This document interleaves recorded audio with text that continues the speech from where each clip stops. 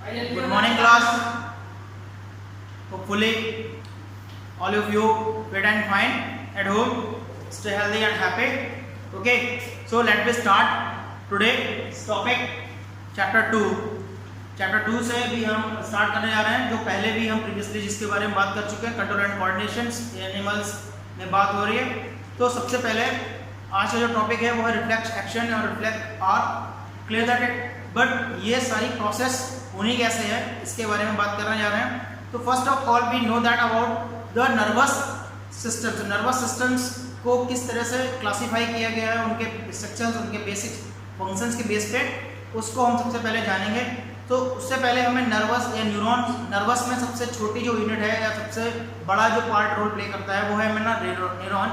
तो न्यूरॉन्स के बारे में जानते हैं कि न्यूरॉन्स क्या कर सकता है और क्या नहीं कर सकता है, स्पेशली फॉर दैट। तो फर्स्ट ना, neurons do not divide, clear that neurons do not divide, neuron divide नहीं हो सकता है। Secondly, neurons take information from one to another. Neuron का क्या काम होता है, पर्टिकुलरली वो एक पार्ट से दूसरे पार्ट तक इन्फॉर्मेशन ले जाने का काम कर रहा होता है। And third one is also the neurons are the found in the shortly, ठीक है ना, क्या करेगा, शॉर्टली फाउंड मतलब एक छोटे छोटे एक गैप्स में वो कनेक्ट करता है। तो उसकी जो फॉर्मेशन है बहुत शॉर्ट टाइप्स की है, जैसे एक के बाद दूसरा कनेक्ट करेगा, एक उससे ये, फिर इससे ये, फिर इससे ये, तो एक छोटे छोटे फॉर्मेशन के साथ कोई कनेक्ट करता हुआ चला जाता है, क्लियर दैट इट। सो इसके लिए पहले भी बता चुका हूँ कि जो न्यूरॉन है वो न्यूरॉन्स के जो टाइप्स हैं, अगर उनको टाइप में डिवाइड करें तो तीन तरह के बनते हैं, सेंसरी न्यूरॉन्स, मोटर न्यूरॉन्स और relay neurons, clear that it. तो टाइप ऑफ न्यूरॉन्स में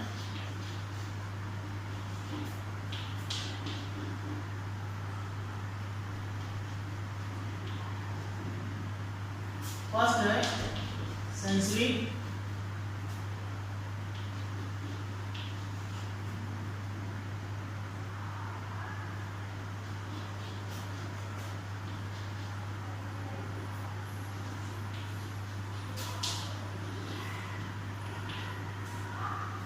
मोटर एंड रिले। प्रीवियसली हम इसके बारे में बात कर चुके हैं ऑलरेडी, ओके।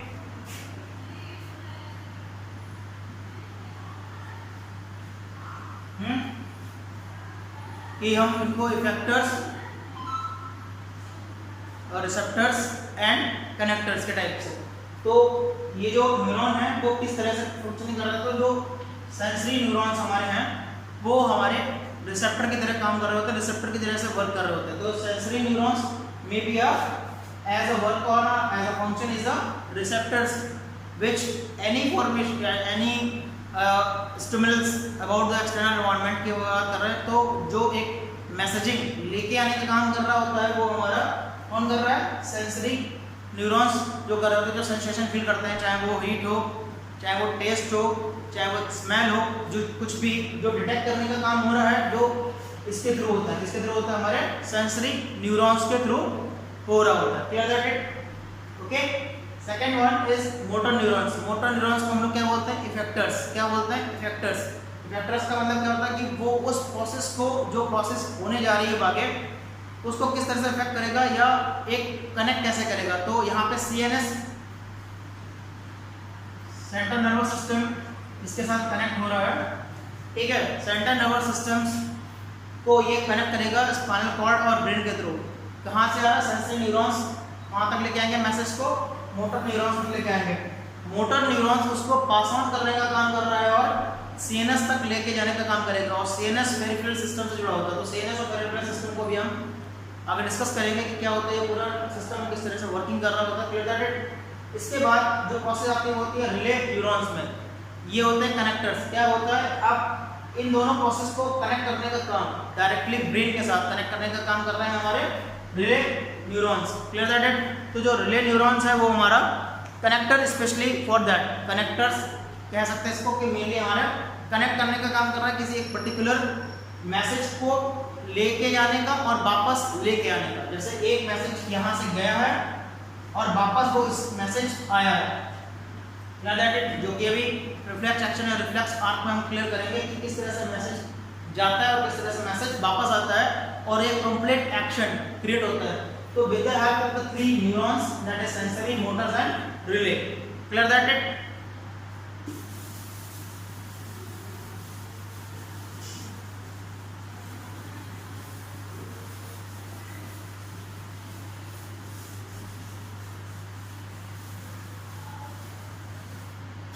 अभी जो हमारे न्यूरॉन्स हैं वो अलग अलग तरीके की प्रोसेस को करने का काम करते हैं। जैसे कि बच्चे जानते हैं थिग्मो टच के लिए कहा जाता है, ठीक है ना। जब एक्सटर्नल एनवायरनमेंट की बात करें तो कोई टच अगर आता है वो थिग्मो टच के लिए, जैसे अभी हम लोग प्रीवियसली प्लांट्स में पढ़ चुके हैं कि कौन कौन से रिसेप्टर्स, जैसे उनमें रिसेप्टर थे लाइट के लिए फोटो रिसेप्टर्स और सेंसेशन के लिए सेंसरी रिसेप्टर्स। तो इस तरह की प्रोसेस सेम एनिमल्स में भी क्रिएट होती है। तो हमारे यहाँ हमें जो प्रोसेस आती है animals including human beings, okay, तो वो भी ऐसे ही 4 या 5 तरीके के जो मेनली रिफ्लेक्शन जो एक्सटर्नल एनवायरनमेंट के थ्रू जो कनेक्ट करने की प्रोसेस हो रही है, स्टिमुलस प्रोसेस हो रही है, उसके रिगार्डिंग यहाँ पे अलग अलग रिसेप्टर्स वर्क कर रहे हैं। जैसे कि फोटो के रिगार्डिंग, अगर लाइट के रिगार्डिंग बात होगी तो कौन से होंगे, फोटो रिसेप्टर्स।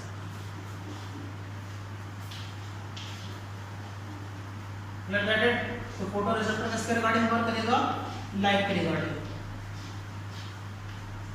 तो जो एक्सटर्नल एनवायरनमेंट लाइट है, जो लाइट के सेंसेशन में कोई एक्शन, जैसे कि डायरेक्ट कोई हाईलाइट आपके ऊपर पड़ रही है, एकदम से फोकस बहुत तेजी के साथ आपकी आंखों के ऊपर पड़ता है, एकदम से चमक सी आंखों पे अगर आती है तो अपने आप को बैंड करने की कोशिश करते हैं, यहाँ हैंड से उसको रोकने की कोशिश करते हैं।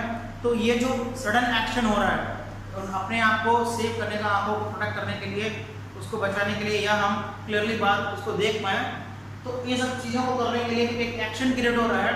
वो लाइट के रिगार्डिंग जो क्लियर हो रहा है वो हमारे फोटो रिसेप्टर होते हैं, जो इस चमक को, सेंसेशन को समझ पाते हैं कि लाइट हमारे आंखों के लिए विजिबली है या नहीं है, या कम है या ज़्यादा है। बहुत कम है तो हम आंखों को एक्सप्रेस थोड़ा सा एक्सपेंड करने की कोशिश करते हैं, खोलने की कोशिश करते हैं, आंखों को ओपन करते हैं, स्ट्रेच करते हैं, जिससे कि हम छोटी चीज़ को देख पाएँ। Clear that it? तो ये जो सारी प्रोसेस हो रही है, तो रिसेप्टर्स इसके लिए कौन काम कर रहा है, फोटो रिसेप्टर्स एक्चुअली काम कर रहे हैं। ओके, ऐसा इसी तरह से अगर हम बात करें तो साउंड की अगर बात करें तो फोनो रिसेप्टर्स होते हैं। कौन होते हैं, फोनो रिसेप्टर्स।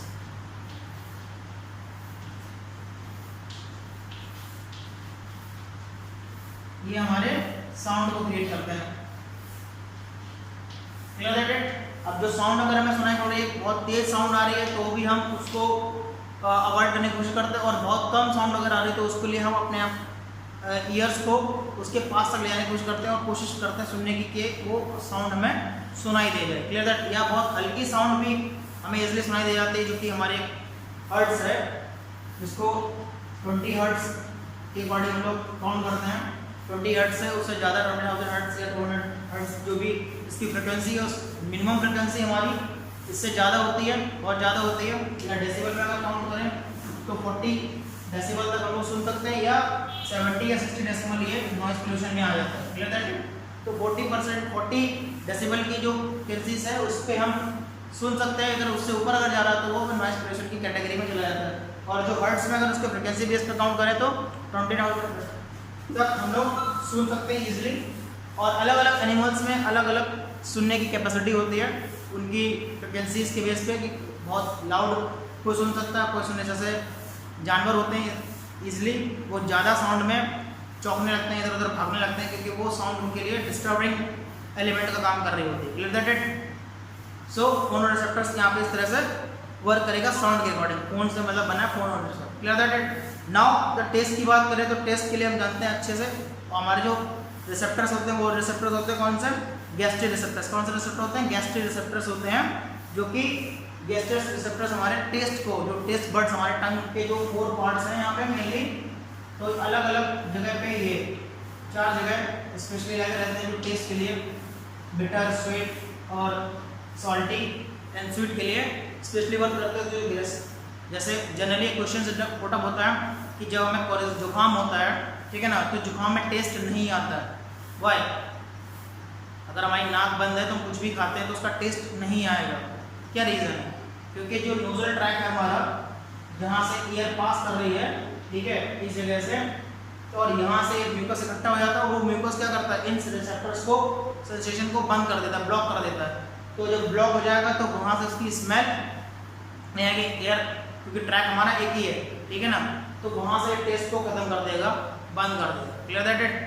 ओके, सो ये रीजन है क्योंकि यहाँ पे गैस्ट्रो रिसेप्टर्स वर्क करना बंद कर देते हैं। उसके बाद में हमारा आता है थर्मो रिसेप्टर्स, जो हीट है उसके लिए थर्मो रिसेप्टर्स। क्लियर?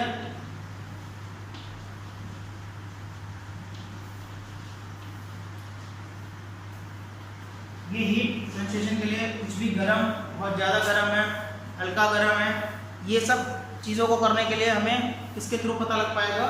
ये जो थर्मो रिसेप्टर्स हमारा होगा हीट, उसके रिगार्डिंग। थर्मोस मतलब यहाँ पे हीट से है, जो हीट होगी वो इसको सेंसेशन को इन रिसेप्टर्स के थ्रू हमें मैसेज देती है कि वो चीज़ हॉट है या बहुत ज़्यादा हॉट है या बहुत कम हॉट है, जिस भी लेवल पे वो उसको सेंसेशन को कैसे पता लग पाएंगे? Without the help of the these receptors. Clear that it? तो इन रिसेप्टर्स के थ्रू ही हमें पता लगता है।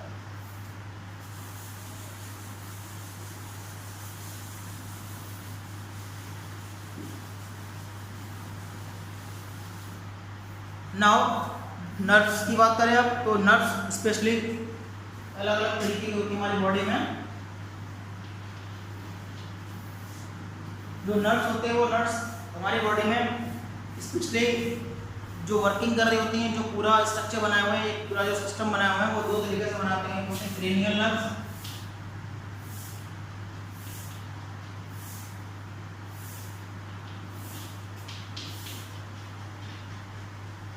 and then spinal nerves.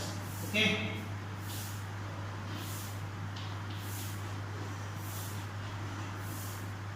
Cranial और स्पाइनल, जो कि स्पाइनल कॉर्ड के साथ कनेक्ट रहती है।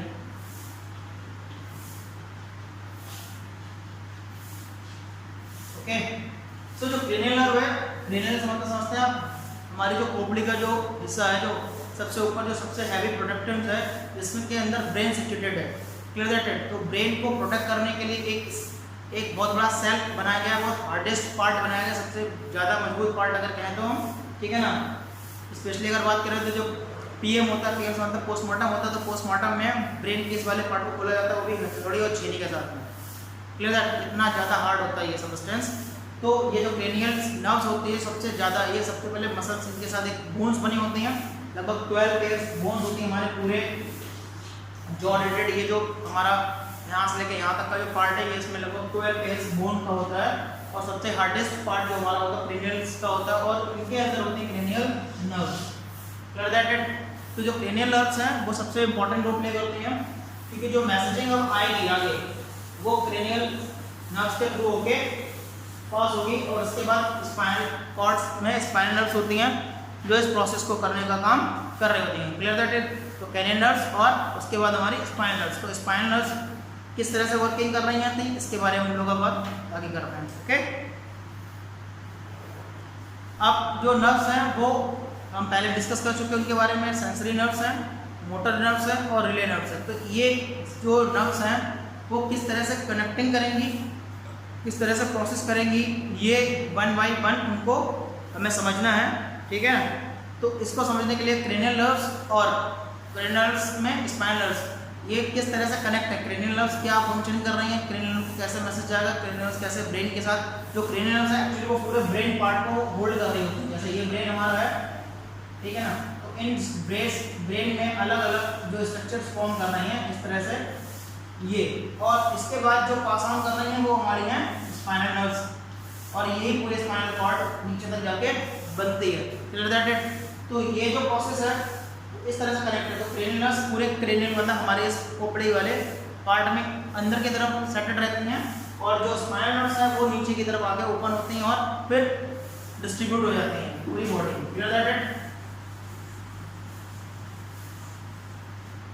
ओके, अब इस पूरे सिस्टम को समझने के लिए हमें क्या करना पड़ेगा, हमें सबसे पहले इनके सिस्टम को जानना पड़ेगा। ये जो क्रेनियल नर्व्स हैं, जो स्पाइनल नर्व्स हैं, वो किस तरह की स्ट्रक्चर फॉर्म करती हैं, मतलब कौन सा सिस्टम में वर्क करती हैं। तो दो सबसे बड़े सिस्टम हमारे होते हैं। एक सबसे बड़ा सिस्टम होता है CNS, central nervous system, central nervous system, और दूसरा होता है पेरिफेरल नर्वस सिस्टम, PNS। तो PNS और CNS को हम डिटेल कर रहे हैं, तो उससे पहले हम एक छोटा सा चार्ट देखते हैं। उस चार्ट के थ्रू, एक फ्लो चार्ट के थ्रू हम इसको समझते हैं प्रोसेस को कि किस तरह से हो रही है।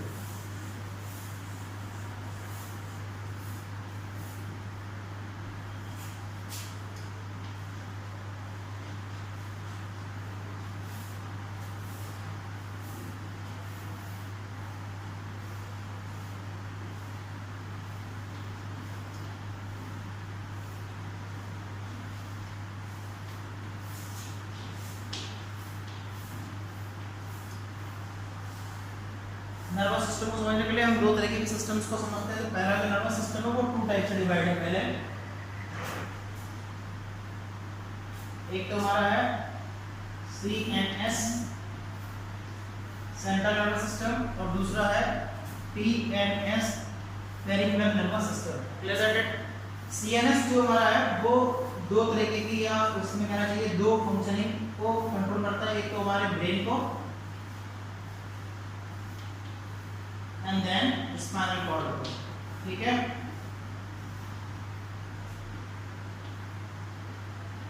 ये कहाँ काम कर रहा है? CNS सिर्फ हमारे ब्रेन में और स्पाइनल कॉर्ड को कंट्रोलिंग करने का काम कर रहा है, वहीं से कंट्रोल और कोऑर्डिनेट करेगा। और किस तरह से करेगा इसको बात करेंगे। पेरिफेरल सिस्टम जो हमारा बन रहा है वो पेरिफेरल बनता है हमारे दो तरह के नर्व्स के साथ में। कौन सी दो तरह के नर्व्स हैं? एक तो स्पाइनल नर्व्स और दूसरी हमारी क्रेनियल नर्व्स।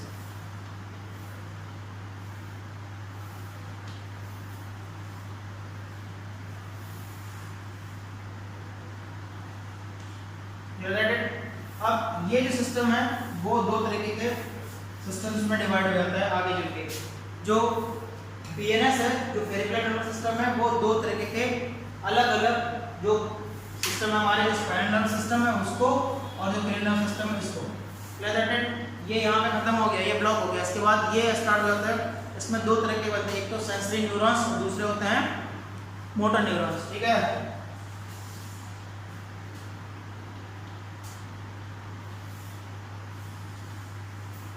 सेंसरी न्यूरॉन्स और मोटर न्यूरॉन्स। अब सेंसरी न्यूरॉन मोटर न्यूरॉन्स को हम लोग किस नाम से जानते हैं? रिसेप्टर्स और इफेक्टर्स। अफरेंट या इफरेंट, अफरेंट और इफरेंट। Clear that? अफरेंट या इफरेंट के नाम से भी हम लोग उसको जानते हैं। Clear that? इसके बाद ये वापस से जो अब ये वाला जो पोर्शन है ये फिर से डिवाइडेड होता है। ठीक है, यहाँ पे जगह नहीं है तो ऊपर बना रहे हैं इसको। जो मोटर न्यूरॉन्स है वो हमारा दो और आगे फर्दर क्लासिफाई होगा।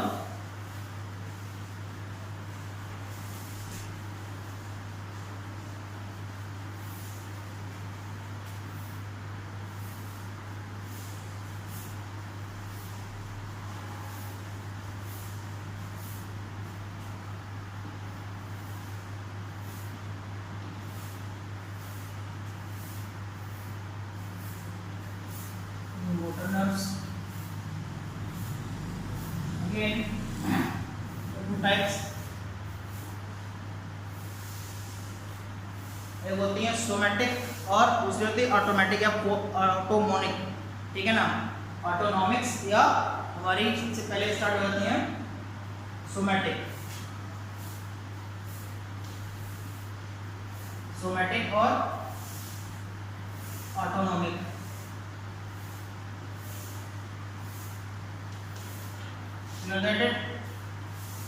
सोमैटिक और उसके बाद है ऑटोनॉमिक। सोमैटिक और ऑटोनॉमिक्स को हम दो तरीके के सिस्टम में जान सकते हैं कि एक होता है हमारा नर्वस सिस्टम जो मेनली वर्क करता है, जिसको हम लोग सेंसरी पार्ट्स कह सकते हैं, सेंसरी सिस्टम्स कह सकते हैं, नर्वस सिस्टम का मेन पार्ट कह सकते हैं। Clear that? और जो दूसरा वाला है हमारा वो है न्यूरॉन्स के बेस पे जो वर्किंग कर रहा होता है। तो दो तरीके के फंक्शन बनते हैं यहाँ पे। एक तो होता है वॉलेंट्री और एक होता है इनवॉलेंट्री।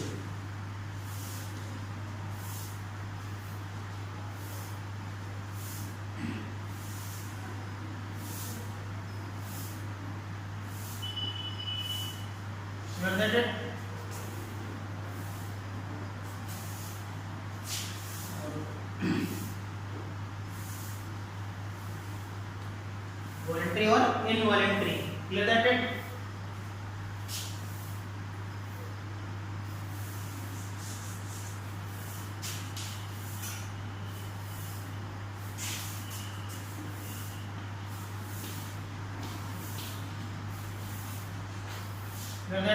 वॉलेंट्री और इनवॉलेंट्री दो तरीके के हम फंक्शंस बनते हैं। एक वो फंक्शन जो अपने ब्याह पे चलता है, मतलब अपनी मर्जी से, जिसको हम अपनी मर्जी से चला सकते हैं। ठीक है ना, जिसको हम अपनी मर्जी से चलाते हैं और आगे फिर डिस्कशन करेंगे। तो वैसा फंक्शन जो हमारे कंट्रोल में है, हमारी वे में कर सकता है। कहने का मतलब चल तो ब्रेन के थ्रू रहा है बट हमारी उसमें मर्जी हो सकती है। क्लियर दैट इट, जैसे वॉकिंग, हमारा मन है तो हम चलेंगे, हमारा मन है तो नहीं चलेंगे, क्लियर दैट इट, ओके ना, हमारा मन है दौड़ने का हम दौड़ेंगे, नहीं मन है नहीं दौड़ेंगे। तो ये कुछ चीज़ें हमारे कंट्रोल्ड में है, दैट इज कॉल्ड वॉलंटरी, ठीक है ना। इनवॉलंटरी फंक्शंस जैसे कि cardiac muscles, heart beat, okay, और डाइजेशन प्रोसेस, रेस्पिरेटरी सिस्टम, ये कुछ ऐसे प्रोसेस हैं जो डायरेक्ट ब्रेन के थ्रू कंट्रोल हो रहे हैं और जो हमारे कंट्रोल में नहीं है। ब्लिंकिंग ऑफ आइज, ये सब हमारे कंट्रोल में नहीं है, जो अपने आप से हो रहे हैं, क्लियर दैट इट। तो ये इसका एक पार्ट हो गया। वॉलंटरी, इनवॉलंटरी, वॉलंटरी भी अब दो तरीके से डिवाइड होते हैं, इनवॉलंटरी भी दो तरीके से होती हैं, एक होता है सिंपैथिक्स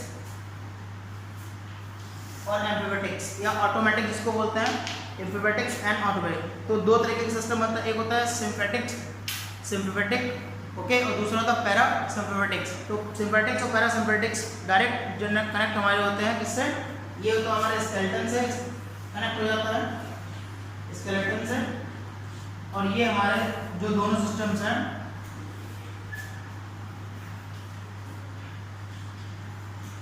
सिंपैथेटिक और पैरासिम्पैथेटिक,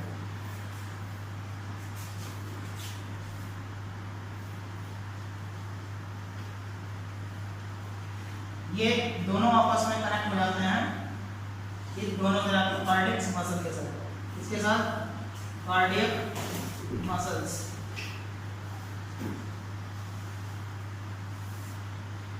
ओके। तो ये कंप्लीट स्ट्रक्चर इस तरह से बनता है कि सबसे पहले हमने CNS और PNS लिया था, सेंट्रल नर्वस सिस्टम और पेरिफेरल नर्वस सिस्टम। उसको दो जगह में डिवाइड कर रखा है, पूरे नर्वस सिस्टम को दो जगह में, नर्वस सिस्टम को टू टाइप से, पहले सेंट्रल नर्वस सिस्टम, फिर PNS, peripheral nervous system. Central nervous system में दो तरह की चीज़ें आई थी, पहला क्या था हमारा ब्रेन और स्पाइनल कॉर्ड, क्लियर दैट, वो प्रोसेस वहीं स्टॉप्ड है। उसके बाद आगे डिवाइडेशन पेरिफेरल नर्वस सिस्टम का होता है, जो कि क्रेनियल नर्व्स और स्पाइनल नर्व्स के साथ होता है। ये वापस डिवाइड हो जाती हैं, इसमें आ जाती हैं दो तरीके के सिस्टम्स में, एक होती है अफेरेंटर्स और एक होते हैं एफरेंटर्स, मतलब सेंसरी न्यूरॉन्स और मोटर न्यूरॉन्स। मोटर न्यूरॉन्स वापस से डिवाइड हो रही है सोमैटिक्स में और ऑटोनॉमिक्स में, सोमैटिक और ऑटोनॉमिक्स, वॉलंटरी और इनवॉलंटरी इसको कहते हैं। इसके बाद इनवॉलंटरी टू टाइप से, सिंपैथिक और पैरासिम्पैथिक्स, और वॉलंटरी हमारे स्केलेटन सिस्टम के साथ डायरेक्ट कनेक्ट होता है और बाद में ये कार्डियक मसल के साथ कनेक्ट हो जाता है, मतलब हमारी बॉडी में फिर मसल्स का वर्किंग स्टार्ट हो जाती है। ये कंप्लीट प्रोसेस है इसके साथ। तो पेरिफेरल नर्वस सिस्टम्स में अगर हम बात करें तो वॉलंटरी और ऑटोमेटिक जो सिस्टम आता है, इसको हम लोग ऑटोमेटिक सिस्टम भी कह सकते हैं, क्लियर दैट, जो अपने आप प्रोसेस कर रहा है, जो इनवॉलंटरी, वो ऑटोमेटिक सिस्टम भी कहा जा सकता है, क्योंकि वो कंट्रोलिंग हमारे हैंड में नहीं है, क्लियर दैट, ओके। तो ये पूरी प्रोसेस समझनी है। और वॉलंटरी एक्शन क्या होता है, इनवॉलंटरी क्या होता है, तो रिफ्लेक्स एक्शन और रिफ्लेक्स आर्क की बात करते हैं। तो वॉलंटरी एक्शंस और इनवॉलंटरी, वॉलंटरी क्लियर हो गया।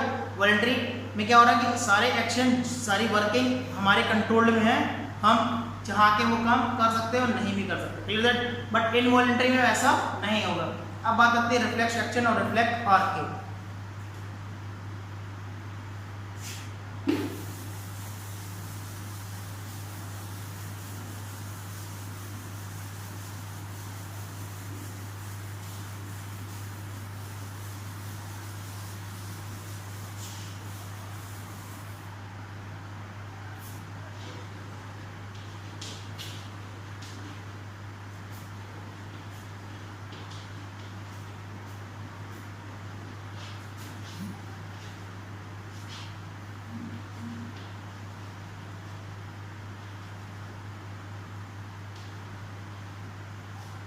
ओके, तो reflex action and reflex arc, that is the वे। पहले हम रिफ्लेक्स आर्क को समझेंगे। तो रिफ्लेक्स आर्क का मीन्स होता है it is the way to any actions of reflex. जो रिफ्लेक्स एक्शन का जो वर्क होने का एक जो वे, पाथ है, इस पाथ को हम रिफ्लेक्स आर्क कहते हैं। या सिंपल वे में करते हैं तो that is the path to denote the reflex action, clear that. ऐसा पाथ जो रिफ्लेक्स एक्शन के चीज को शो करने का काम करता है, दैट इज द रिफ्लेक्स। जैसा कि अगर हम एक इस प्रोसेस को समझें अगर इस तरह से, तो एक हैंड है ये और एक एक्शन है, तो यहाँ पे कोई हॉट ऑब्जेक्ट रखा हुआ है और इसकी वेपर्स हमारे हैंड में टच हो रही हैं, तो हमने एक एक्शन सडन करना है इस तरह से, तो जो सडन एक्शन हो रहा है वो इस तरह से हो रहा है। तो यहाँ पे मोटर नर्व्स और सेंसरी, तो यहाँ पे सेंसरी नर्व्स काम कर रही हैं हमारी, कौन से काम कर रही हैं, सेंसरी नर्व्स या रिसेप्टर्स जिसको हम बोल रहे हैं, ये यहाँ पे वर्क करेंगी। उसके बाद दूसरी जो हमारी है वो कौन सी, effectors, that is called motor nerves, ठीक है। और उसके बाद जो प्रोसेस हो रही है वो इस पेरिफेरल नर्वस सिस्टम के साथ होती है, जहाँ पे ये कनेक्ट होता है और ब्रेन जाके मैसेजिंग कर जाता है। तो यहाँ पे हमारा आ जाता है रिले, क्लियर दैट इट। तो ये सेंसेशन, मोटर और रिले, वापस से रिले होने का, फिर मोटर, फिर sensation, and then process is complete. तो that is the way to do that, that is the action, that is called reflex action. तो रिफ्लेक्स, किसी चीज को लिए एक एक्शन क्रिएट करना, that is action is called reflex action, and the way that is denoted called reflex arc. Okay, so